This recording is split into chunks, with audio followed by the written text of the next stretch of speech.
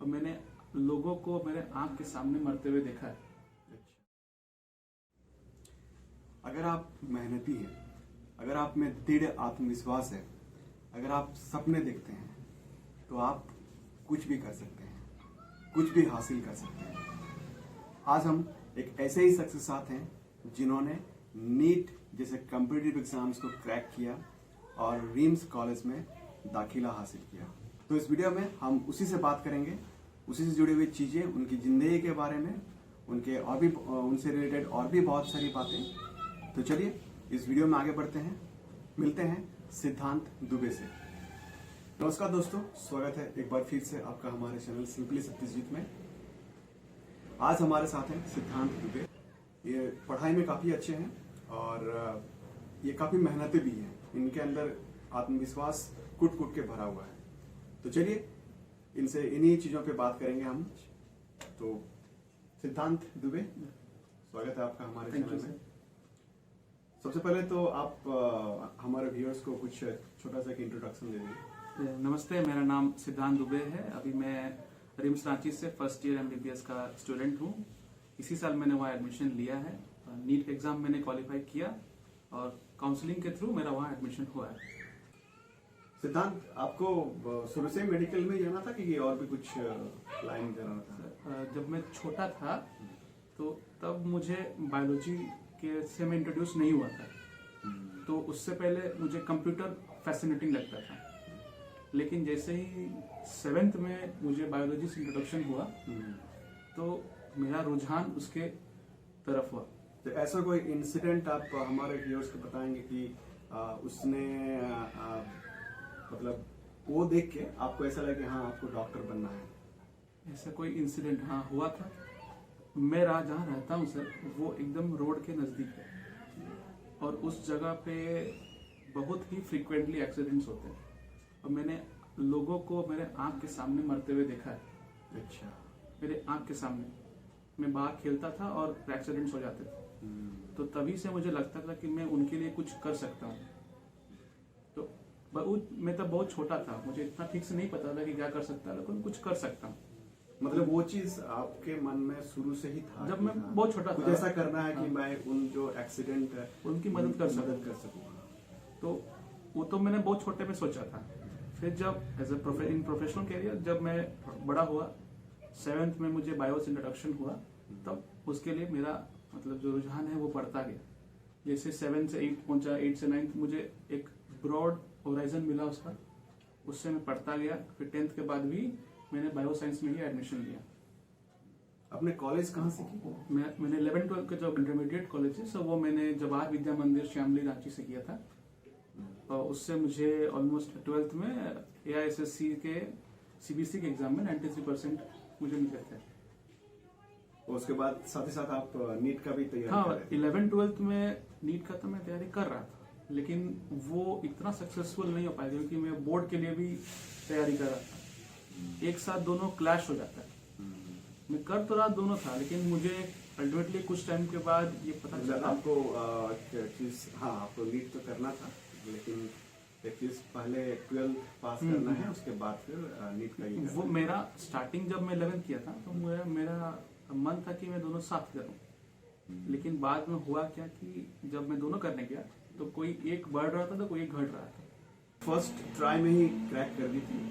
नहीं, जब मैंने 12th का एग्जाम बोर्ड का पास किया था उसके जस्ट 2 months बाद नीट का पहला अटेम्प्ट था मेरा। अच्छा। तो मैंने उसे दिया। मैं इतना ज्यादा प्रिपेयर्ड नहीं था, लेकिन मैंने दिया। मैं उसमें बैठा, एग्जाम दिया मैंने।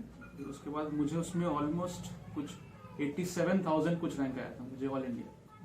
फर्स्ट अटेम्प्ट में 87,000। उससे मुझे कुछ नहीं मिला था, ना ही कोई एडमिशन मिला था कहीं MBBS कॉलेज में।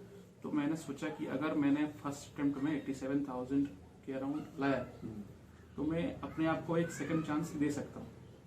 मैंने अपने पेरेंट्स से बात की।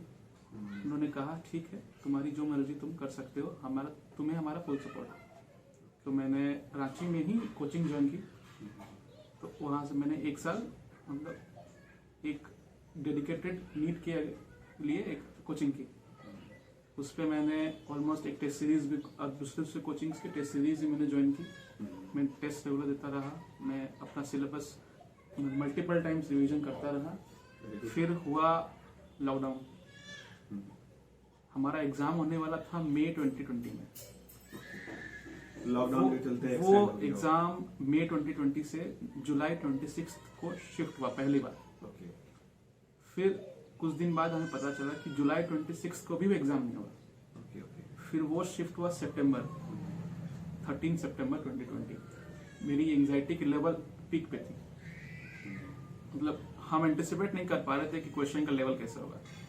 इतना टाइम हमें मिल रहा है, क्वेश्चन लेवल इजी होगा या डिफिकल्ट होगा या इंटरमीडिएट रहेगा, लेकिन हमारी सारी एंजाइटी दूर हो गई 13 सितंबर को जब मैं एग्जाम दिया। Paper was same as 2019, no difference in level, but yes there was increase competition 10 times बढ़ चुका था। जिस मार्क्स पे 625 मार्क्स मैंने लाया 720 में, उसी मार्क्स पे मुझे 2019 में 3000 कुछ रैंक मिले ऑल इंडिया, लेकिन इस बार मुझे रैंक 10,000 मिला। इतना ज्यादा रैंक इन्फ्लेशन वाइज, क्योंकि स्टूडेंट्स को ज्यादा टाइम मिला पढ़ने के लिए। लेकिन it was not a matter of concern, because rank जो है वो सब्जेक्टिव है एक तरह से देखा जाए तो। वो स्टेट वाइज डिपेंड करता है कि कौन सा स्टेट कैसा परफॉर्म कर रहा है। मेरी स्टेट में रैंक 114 थी, तो मुझे RIMS Ranchi as a general candidate allot हो गया। चलिए बढ़िया, कांग्रेचुलेशन Thank आपका you, thank you. इस उपलब्धि के लिए। Thank you. हमारे व्यूअर्स जो देख रहे हैं उनको भी मतलब अगर कुछ जानकारी चाहिए होगा इस एग्जाम्स के बारे में और कैसे ये एग्जाम्स क्रैक करना है, कहाँ से तैयारी करनी है, तो अगर आपको कुछ जानना है तो आप कमेंट्स में पूछ सकते हैं हमें, ठीक है। हम आपके सवाल सिद्धांत तक पहुंचाएंगे। कुछ भी चाहिए होगा आपको मदद तो हम आपको करेंगे। प्रीडिफाइंड एनिग्मा या स्टिग्मा नहीं है। उन्होंने मुझे पूछा, जब मैं छोटा था तो मेरे पापा को बताया था कि मैं सॉफ्टवेयर इंजीनियर बनना चाहता हूँ, बायो से एनकाउंटर से पहले। लेकिन जैसे जैसे मैं बड़ा हुआ तो मैं उन्हें मैंने खुद बताया। जब 10th क्लास का समय आया, मुझे 11th में एडमिशन लेना, तो मैंने उन्हें बताया कि देखिए मुझे कंप्यूटर में इतना इंटरेस्ट नहीं जितना कि मुझे बायो में इंटरेस्ट है। तो उन्होंने कहा कोई दिक्कत नहीं, तुम बायो में ही एडमिशन लो, बायो के थ्रू एडमिशन लो, तुम्हें आगे जो करना है तुम अपने हिसाब से डिसाइड करो, हम तुम्हें प्रेशराइज नहीं करेंगे।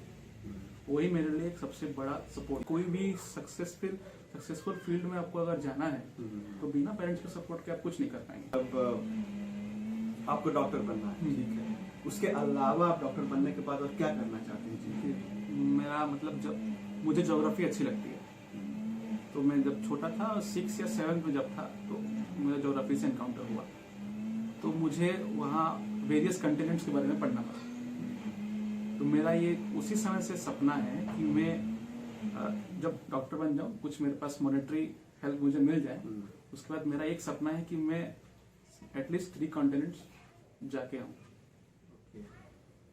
मुझे एज अ टूरिस्ट बहुत ज्यादा मजा आता है। समाज के लिए और क्या करना चाहते जी, हैं?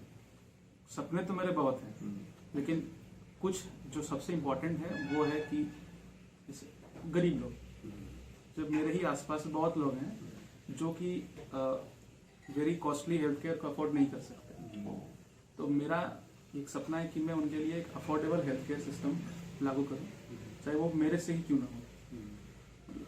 मतलब वीक में 2 डेज और इवन सिंगल डे मैं उनके लिए एक दिन डेडिकेट करूं अपने ही जगह पे, और उन्हें या तो कुछ नॉमिनल चार्जेस में या फिर फ्री एक चेकअप। ये बहुत अच्छी बात कही आपने कि आप वीक में एक दिन गरीब लोगों के लिए, जो निचले लेवल पे लोग रहते हैं, उनके लिए समय निकालिएगा और उनको मदद कीजिए।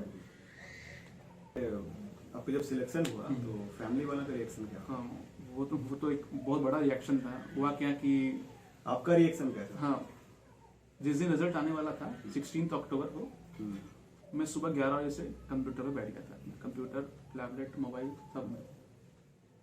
अब उसमें क्या हुआ, सुबह 11 से हमें बताया नहीं दे रहा कि रिजल्ट कब आएगा, तो मैं कंटिन्यूअसली चेक करता रहा। 4 शाम को 4 बज गया, फिर भी नहीं आई।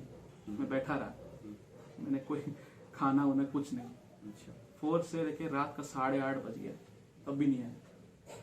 8 बज के कुछ मिनट पे 8:30 के बाद फाइनली रिजल्ट मिला। मैंने देखा, पहले तो मुझे विश्वास नहीं हुआ कि इतना ज्यादा रैंक इन्फ्लेशन हो सकता है। फिर मैंने माना कि रैंक इन्फ्लेशन हुआ है। लेकिन फिर भी मैं एक सेफ साइड पे हूँ, मुझे कॉलेज अलॉट हो ही जाएगा, उस पर कोई गुंजाइश नहीं है। उसके बाद मेरे पेरेंट्स को बताया, सब बहुत खुश थे, हर जगह से कॉल आ रहे थे, रिलेटिव्स का कॉल, मैंने फिर टीचर्स को फ़ोन किया, अपने कोचिंग के टीचर्स को इन्फॉर्म किया ऐसा ऐसा हुआ है, सबने कंफर्मेशन दिया। उसके बाद मैं अपने रिलेटिव से बात किया, सब बहुत खुश थे, मेरे दोस्त भी सारे खुश। बस ऐसा। जाहिर सी बात है, आपने इतना बड़ा मुकाम जो हासिल किया था जी, तो जी। सबको एक खुश होना ही था। आपको किस ब्रांच में जाना है? मान लीजिए एमबीबीएस कंप्लीट करने के बाद आप अगर किसी चीज में स्पेशलाइजेशन लेना चाहेंगे तो वो कौन सा फील्ड होगा? सर एज ऑफ नाउ तो मैं अभी एक एमेच्योर हूँ, मैंने जस्ट अभी एंटर किया है, तो 19 सब्जेक्ट्स हैं, मुझे उसमें से सारे पढ़ने हैं।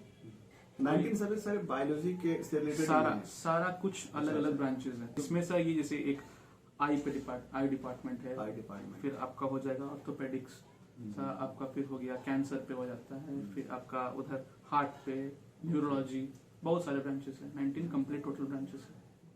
उसमें क्या होता है, अभी मतलब आपको सब कुछ पढ़ना है और बाद में अभी सब पढ़ना है। अभी तो मुझे इतना डिसाइड नहीं हो पाया कि कौन सा मेरे लिए सुटेबल होगा, लेकिन इनफैक्ट जब मैं 5th ईयर में होऊंगा तब मुझे ये क्लियर होगा कि किस डिपार्टमेंट में मुझे मास्टरी है और मैं किस में मास्टरी अटेंड कर सकता हूँ आफ्टर स्पेशलाइजेशन, तो उस समय मुझे डिसाइड करना पड़ेगा।